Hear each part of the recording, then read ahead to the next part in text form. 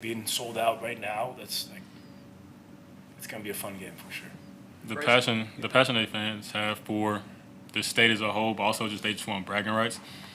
It's something you can really buy into when it kind of gives you energy and it breeds excitement for the fans, the city, and us. So, Do you guys have much experience in a rivalry of this level, like where it's so ingrained in the state? And just if so, how does that affect your preparation? Does it kind of raise the intensity up a little bit leading up to it?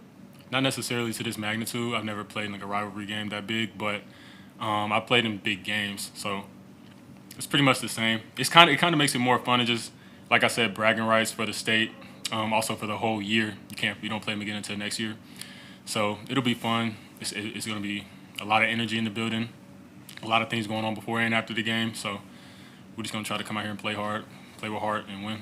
I know this was a big week for you guys wanting to get back your defensive edge and all that. How do you think it's gone in prepping for that? We've really been focusing on it in practice. So I hope that it comes out in the game. You can obviously not say if it's going to come out in the game, but I think we're well prepared and we're ready to show that. So everything preparation-wise is there. With a game like this, obviously the rivalry aspect, just this being, a ranked opponent, do you try to embrace the moment like that, or do you try to treat it any differently or the same, or what's your approach to that? The approach is the same. Every game is a game.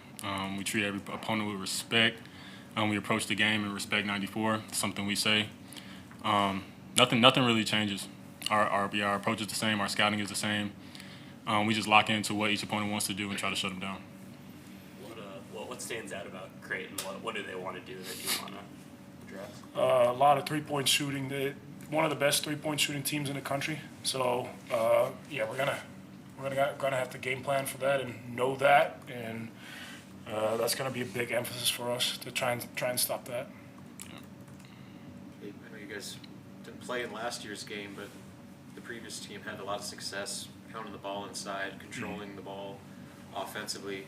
Derek Walker, I think, had 22 points, 8 rebounds, and really kind of set the tone in the paint. How much of an emphasis is that for, especially you, Ray, going up against two-time Big East Defensive Player of the Year, and Kalkbrenner? Like, how much are you putting on your shoulders to kind of replicate what Derek did a year ago? Yeah, obviously Derek had a great game last year, and I've watched a lot of film on what he did last year, and I'm gonna take some things that he did very well and then add some of our own things. And obviously you hope to have a big game in these type of games, but I think we got to do it as a team. Like this is gonna be a team game. We're not gonna be able to beat them individually. Just as a team, I'll try and play my best game that I can, and hope that everybody else brings their A game too. How do you guys manage to keep your rhythm up with a full week off? Obviously, you're not playing this week. They played this week. What kind of intensity have you guys brought in practice to keep that momentum going? We've had a little bit of rest, which is good because we played a lot of games early on, like a lot of games, a lot of practice, a lot of time spent on our legs. So a few days off didn't hurt, kind of helped us get back into shape. And then these past few days we've been going not hard, but we've just been getting back in our rhythm. So and when it comes to the game, the energy is going to be going, the energy is going to be up, and it won't be hard for us we won't be missing a step at all. Bryce, how important has the 7-0 start been in terms of growing your confidence going into a big game like this? It's been growing our confidence. It's also been allowing us to have time to mesh and build confidence in each other. We've been in some tough games, obviously, with Duquesne, a tough team, and that helps us grow. Some teams have to grow through losses. Luckily, we got to go through wins. But the 7-0 start is nothing but confidence in us as well as our fans in the community. But we just want to keep it rolling. What does that say, and this is for either of you, about the depth of your team? Because you guys have played a lot of different lineups through that stretch. Yeah, it shows we got multiple guys that can step up in any given game and provide something, like all the way down the bench to like Eli's gonna have very big games for us. He's already been very important, and like all the way through the whole lineup, like everybody's gonna be important, especially on Sunday. Like it's gonna be a long game. Both teams would like to get up and down. It's gonna be a lot of fast-paced play. So yeah, we're gonna need everybody, and everybody's been good this practice. We've been able to challenge each other very, very well. So, we're going to need everybody. It makes us harder to game plan for. As long as if you have to shut down only one guy and then the team is done, then it's easy. But if you can't shut down 9 players, you can't shut down 10 players. So. Anything else for the players? Thank you. Thanks, guys. Cool. Thank you. Coach momentarily. Thank you, guys. See you Sunday. Yep.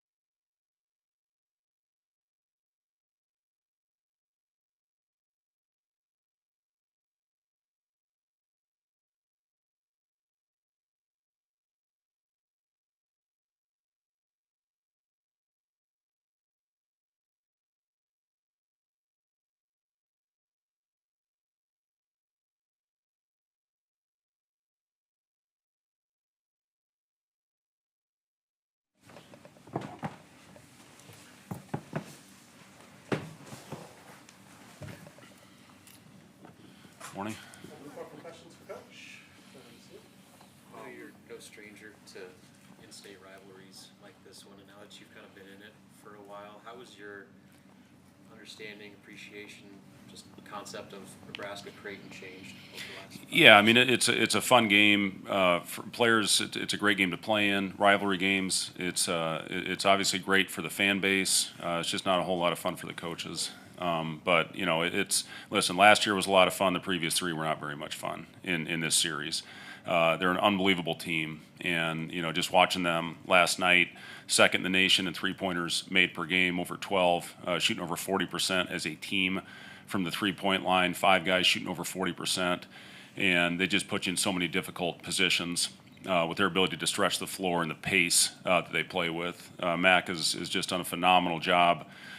You know, with this group, a lot of those guys were part of that special season that they had a year ago, being a play away from being in the Final Four, and they're going to put us in a lot of tough spots. You know, it's one of those games where you just have to do everything you can to contest all the shots, knowing they're going to make some. It can't deflate you with their ability and the talent that they have on the floor. Kalkbrenner being able to step out and make threes consistently. I think he's made more this year than he did the entire season a year ago. But yeah, it starts in transition. We have to get back. We did a good job of that last year, but they're so fast. I think they're faster even than they were a year ago, and they've got 5 guys on the floor really at all times that can make a shot and make a play. What kind of opportunity does a game like this present? What do you think you can learn about your team playing? Yeah, I mean, we'll learn a lot about our team after this game, and we're going to grow from it.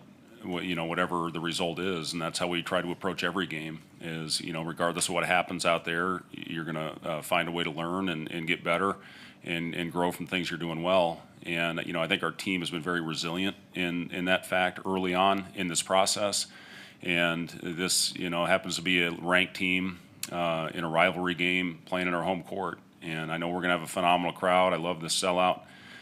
It's going to be a great atmosphere. And it's an exciting day for everybody in the state. And again, being part of it, Iowa State, Iowa, in a lot of different ways as a player, as a coach. I know how much these games mean. So we're going to be ready. We've had a lot of days to prepare. It feels like we haven't played in a month after all the games that we played early on in a short amount of time.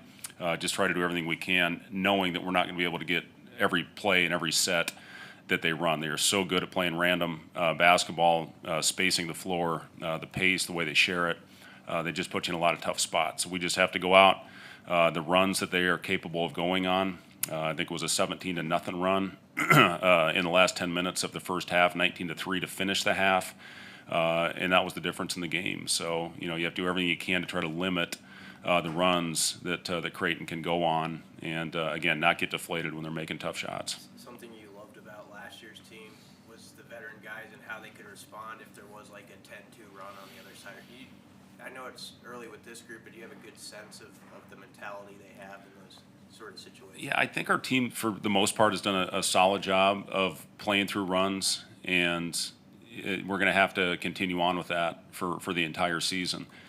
People ask, last year, I mean, we had 3 guys that played last year. It was Jawan, CJ, and Casey. And, Casey didn't, I think he played only 14 minutes in that game. So we've got a lot of new players. And, just talk about the importance of the game. And just got to go out there and compete, play hard, which, again, that's what this group is made of. I think the DNA of this group is a team that goes out, is very competitive, from the start of the game all the way to the finish. And we just have to keep on with that. Have to continue the trend of taking care of the basketball. We've done a really good job of sharing it, assist to turnover ratio. I think it was 18-2 in a couple games ago, and 18-9 in our last game. And I think 3 games in a row now where our point guard hasn't had a turnover with Jamarcus. So we need to continue on with that, and just go out there and compete on every possession. Because if you don't, Creighton's going to make you pay. You have a lot of similarities from last year's team, but also you're quite a bit different with some of the new pieces you've added. How much do you take from last year's formula and the game plan while also trying to play to the strengths of this current group?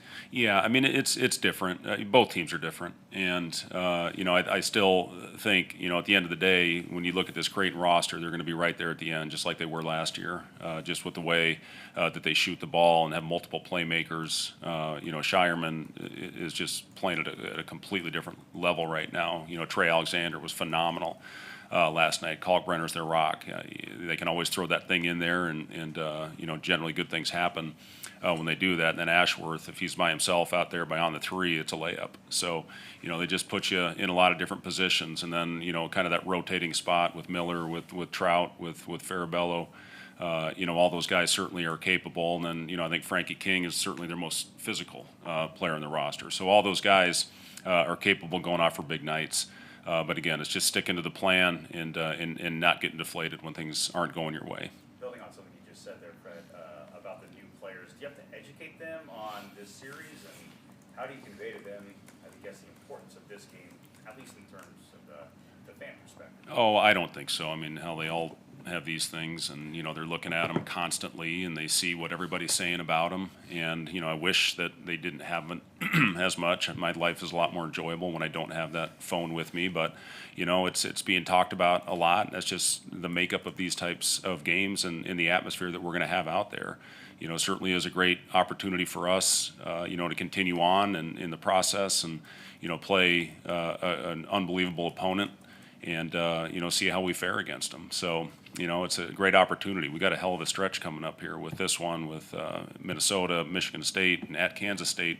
We got a very important stretch coming up here. First one obviously being Sunday, and we're going to learn a lot about ourselves here in a couple days. Bryce talked a little bit about the rest that they've got this week after a busy, first 7 games. What was kind of your mentality going through a full week off? Yeah, yesterday was our heavy day, and we tried to get them up around a game type load. And I meet with our sports scientist every week, and we map out the week on how we want to map out our practices. So yesterday was a hard practice. Today was a moderate. Tomorrow is going to be a light day heading into the afternoon game on Sunday. We were able to get 2 quality days of rest. Guys still came in and got their work in, getting up shots and that type of thing.